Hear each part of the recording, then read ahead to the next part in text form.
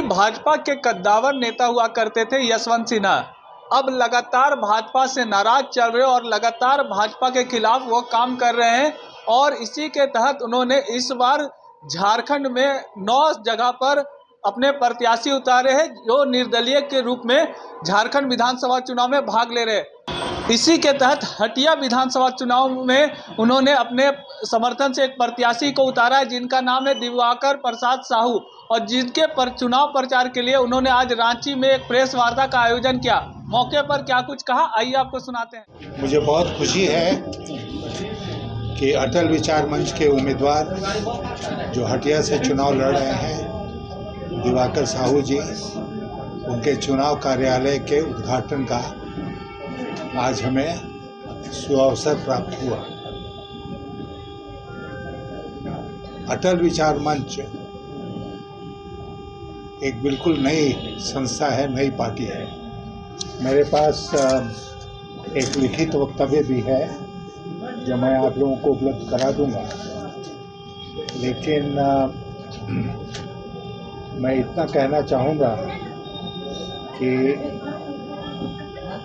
अटल विचार मंच का जो गठन हुआ हाल के दिनों मतलब सितंबर 15 को, वो इसलिए किया गया क्योंकि हम लोगों को लगा कि इस देश में और इस प्रदेश में, और ख़ास करके इस प्रदेश में जहाँ चुनाव हो रहे हैं, एक तीसरे विकल्प की आवश्यकता है। यहाँ पर जैसा आप लोग जानते हैं कि 2 गठबंधन आमने सामने चुनाव लड़ रहे हैं, और कई ऐसे स्थान हैं जहाँ पर लोग दोनों से खुश नहीं हैं और एक विकल्प की तलाश में हैं। और इसी को महसूस करते हुए हम लोगों ने तय किया कि हम लोग तीसरे विकल्प के रूप में अटल विचार मंच को प्रस्तुत करेंगे। मुझे खुशी है कि हटिया के हमारे उम्मीदवार इससे प्रभावित होकर उन्होंने हम लोगों से संपर्क किया और ये इच्छा व्यक्त की कि वो अटल विचार मंच के बैनर के तहत चुनाव लड़ना चाहते हैं।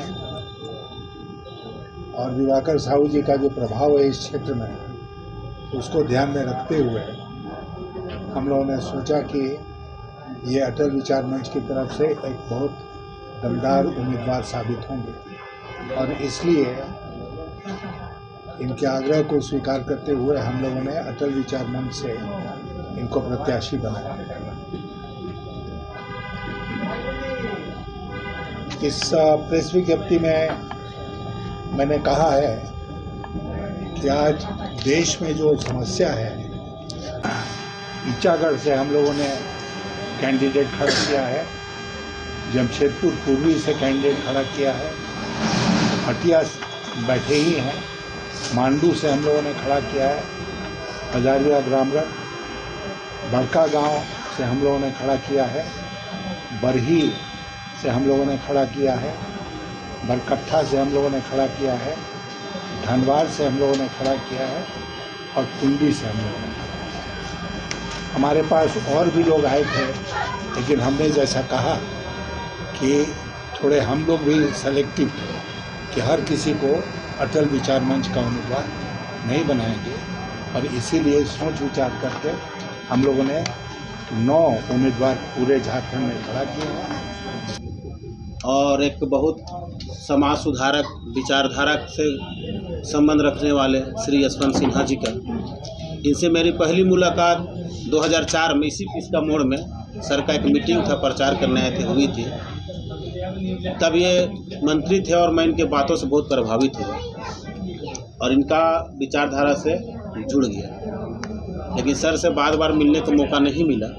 बहुत सालों बाद जब सर ने एक नई विचारधारा, एक तीसरा विकल्प पूरे देश के लिए, सिर्फ झारखंड के लिए नहीं, पूरे देश के लिए सर ने एक तीसरा विकल्प खोला, जिसके माध्यम से एक नई क्रांति भारत में आएगी, निश्चित तौर से आएगी। जिस तरह से आडवाणी जी ने और अटल जी ने भारत में एक नई क्रांति लाए थे, चाहे वो प्रशासनिक सुधार हो, आर्थिक सुधार हो या सामाजिक समरसता का मामला हो। उस समय सर ने भी मिलके भारत देश को बहुत मजबूती से, याद होगा कि पोखरण परीक्षण करने के समय अमेरिका ने भारत में बैन लगाने की घोषणा की, फिर भी अटल जी डरे नहीं और पोखरण परीक्षण हुआ। आज झारखंड जहां हम लोग बैठे हैं, ये भी अटल जी का ही देन है। उस समय हमारे एक बहुत नामचीन नेता बोले थे कि मेरी लाश के ऊपर झारखंड का निर्माण होगा। ऐसे लोग उस समय विरोध कर रहे थे, लेकिन अटल जी ने बहुत ही साम्यवादी तरीके से झारखंड का निर्माण किया। और एक बहुत कहावत फेमस है कि झारखंड एक अमीर राज्य है, अमीर राज्य और जनता गरीब।